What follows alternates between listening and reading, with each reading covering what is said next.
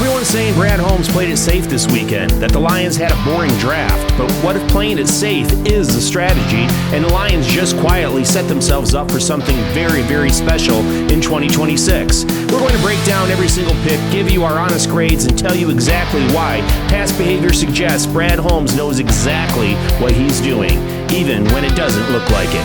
All that and more coming up next on Motown Exile.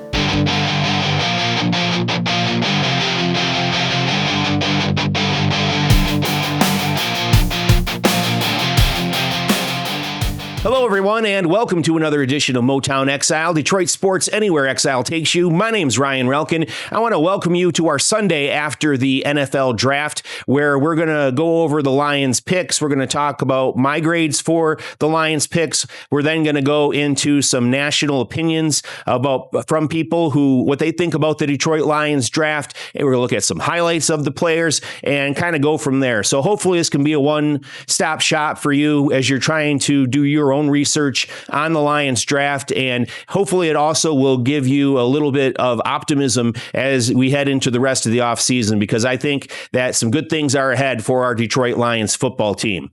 Now let's start with the grades. So we're going to use this opportunity to go over all the picks from the draft for the Lions and also my grades at each pick. So as you can see here, these are the players the Detroit Lions drafted in the 2026 NFL draft.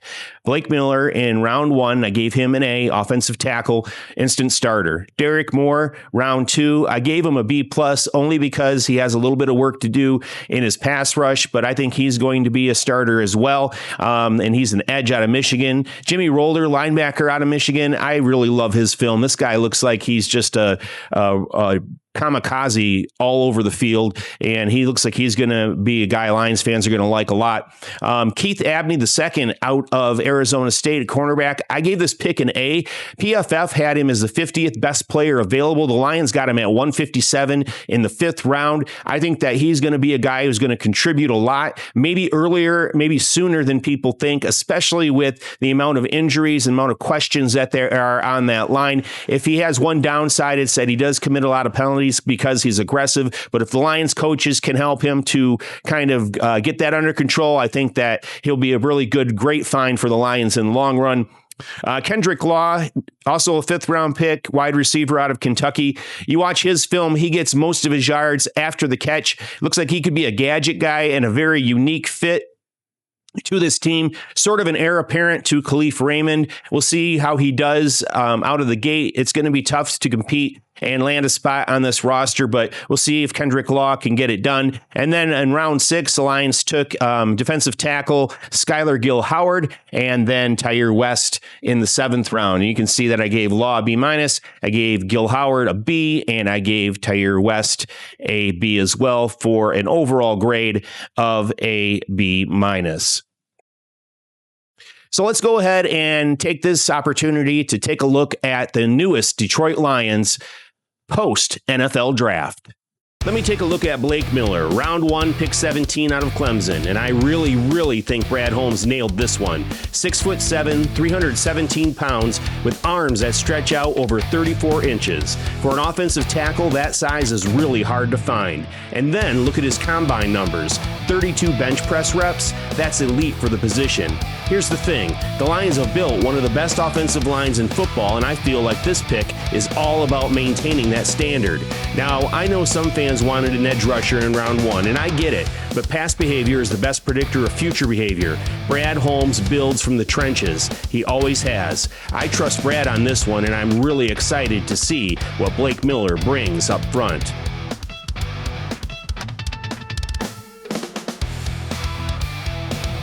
Now let's talk about Derrick Moore, and I really, really love this pick. 6'3", 255 pounds out of Michigan, and Brad Holmes actually traded up 6 spots with the Jets to go and get him. That tells you everything you need to know about how the front office values this guy. Now, let me pull up his numbers. 11 sacks in 2025, 16 tackles for loss. Those are elite production numbers for a college edge rusher. And here's what I really find interesting. He's going to line up opposite of Aiden Hutchinson, 2 Michigan men on the edge together. Brad Holmes has always prioritized utilize the pass rush when the value is there. I trust Brad on this one as well. It's going to be very interesting to see what this pairing looks like in 2026.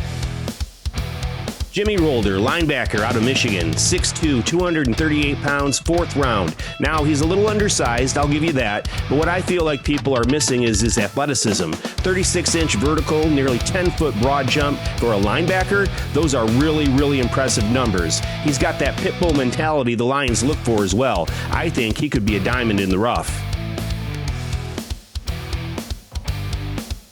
Keith Abney II out of Arizona State, 5'10", 187 pounds. Now, I feel like this is a really smart pick by Brad. A to Z Sports calls this the potential steal of the draft, and I can see why. The scouting report is all about ball skills, instincts, and football IQ, and those are things you really cannot coach. The Lions see him potentially kicking inside to nickel. I'm reading the tea leaves here, and I like what I see with this one.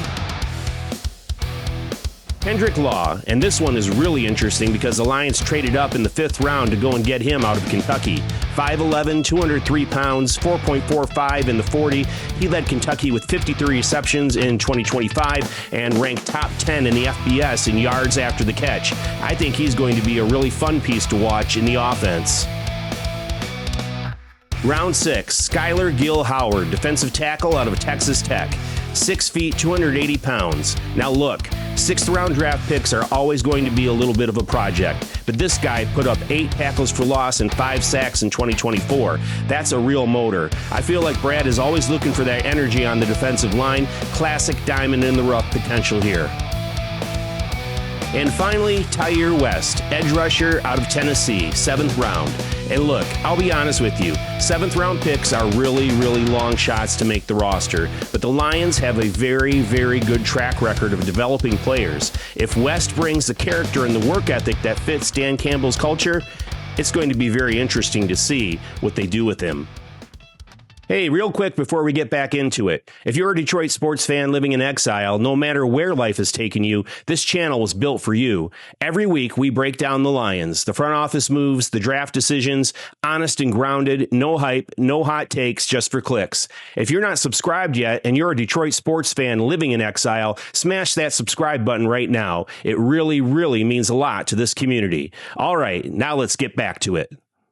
Well, there you have it. There are the highlights for the Detroit Lions draft picks in the 2026 NFL Draft. Let's take a quick second to look at the players that Brad Holmes has signed as undrafted, unrestricted free agents after the draft. So you see they picked up quarterback Luke Altmaier out of Illinois, tight end Miles Kitzelman, a tight end out of Tennessee, cornerback Deshaun Rucker out of UCF, edge Anthony Lucas out of USC. I was actually drafting Anthony Lucas in some of my mock drafts, so I'm excited to see him there.